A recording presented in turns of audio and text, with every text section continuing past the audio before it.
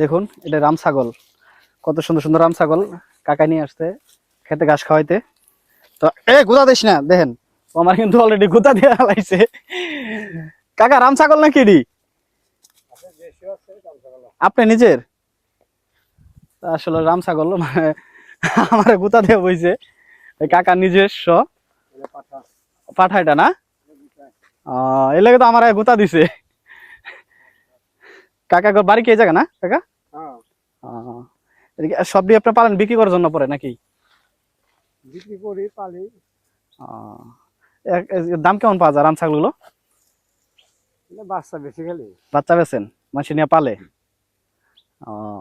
আর জোয়া যায় যেহেতু ঘাস খাওয়ানোর পরিস্থিতি ভালো আছে। বাচ্চা আছে 20-25টা আছে বাচ্চা। 20-25টা। আসলে কাকা কিন্তু সারাদিনই ছাগল নিয়ে দিয়ে থাকতেছে। ছাগলের পিছে যে দৌড়া সে কিন্তু পাগল হয়ে যা। আসসালামু আলাইকুম, আরেকটা ভিডিও নিয়ে আসলাম আপনাদের মাঝে। দেখুন সরিষা ফুল, এটা কিন্তু এখন বর্তমানে শীতকালে এই সরিষা ফুলটা খুবই জনপ্রিয় মানুষের কাছে। তো আসলে এই সরিষা ফুল কিন্তু গ্রাম অঞ্চল ছাড়া দেখা যায় না। আর আপনারা কিন্তু যদি গ্রামে আসেন তাহলে কিন্তু এই সরিষা ফুল দেখা যাবে। আসসালামু আলাইকুম, আরেকটা ভিডিও নিয়ে আসলাম। দেখুন এই এলাকার হচ্ছে নামা। এই দেখুন এই পুকুরের ভিতরে একটা দুইটা তিনটা চারটা নৌকা পুকুরের ভিতরে রেখে দিচ্ছে। এই নৌকাগুলো রাখার উদ্দেশ্য কি জানেন?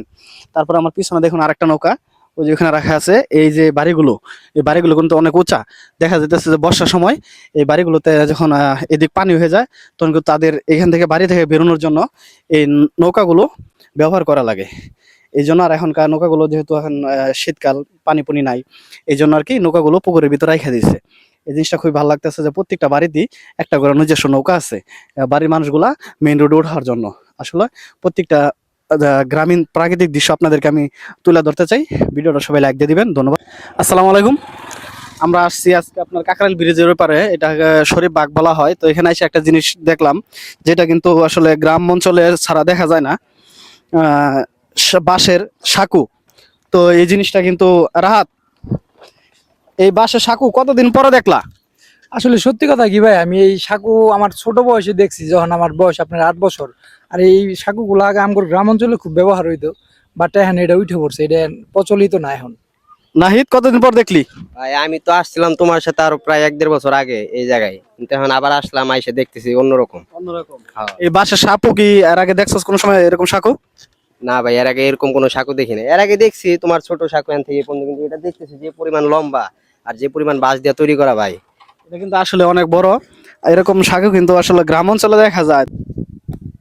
আসসালামু আলাইকুম, একটা জিনিস দেখলাম গ্রাম অঞ্চলে এই জিনিসটা মানে প্রত্যেকটা বাড়িতে পাবেন, শুধু গ্রামের বাড়িতে গুলো। এটা বলা হয় আমাদের ময়মনসিংহের ভাষায় কিন্তু খেরের পালা। এসব কিন্তু আসলে শহরের ভিতরে মানুষ এটা নাম কি সেটাই জানে না। আর গ্রামের প্রত্যেকটা বাড়িতে যাবেন আপনি কিন্তু এরকম একটা খেরের পালা দেখতে পাবেন। বিশেষ করে যাদের ধানের জমি আছে নিজস্ব, তাদের বাড়িতে কিন্তু একটা এরকম খেরের পালা পাইবেন। আসলে মানে গ্রাম অঞ্চলে না ঘুরলে এসব কিন্তু আপনি কখনো দেখতে পারবেন না।